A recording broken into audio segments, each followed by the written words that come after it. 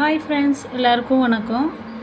இப்போ பார்த்தீங்கன்னா ஒரு ஹெல்த்தி டானிக் செய்கிறேன் ஹேருக்கு.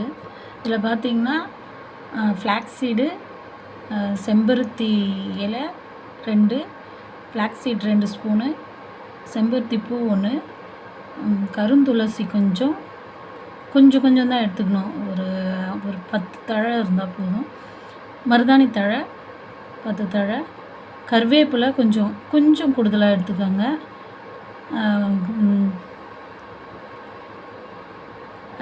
அலோவேரா ஜெல் கொஞ்சம் போட்டுக்கோங்க. அதுக்கப்புறம் கொஞ்சமாக கிளிசரின். அலோவேரா ஜெல் வந்து 1 ஸ்பூன்னா, கிளிசரின் வந்து ஒரு 1/2 ஸ்பூனு, தேங்காய் எண்ணெய் 1 ஸ்பூனு, இல்லைன்னா உங்களுக்கு கம்மியாக வேணுன்னா 1/2 ஸ்பூனு. அப்புறம் தழையில் அவரித்தழை கொஞ்சம் போட்டுக்கோங்க. கற்பூரவள்ளி கொஞ்சம் ஒரு 2-3 தழை போட்டுக்கோங்க.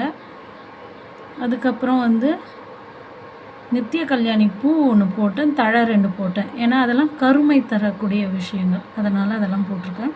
லாஸ்ட்டாக வெந்தயம் போட்டிருக்கேன். இதெல்லாம் போட்டு நல்லா கொதிக்க வச்சு இந்த தண்ணியை வடிகட்டிடுங்க. நேற்று தலை குளிக்கிறோன்னா இன்றைக்கி நீங்கள் போட்டுக்கலாம். ஏன்னா சில பேர் வெளியே போனாக்கா எண்ணெய் தடவைனா முகம்லாம் எண்ணெய் வழியுதுன்றீங்க.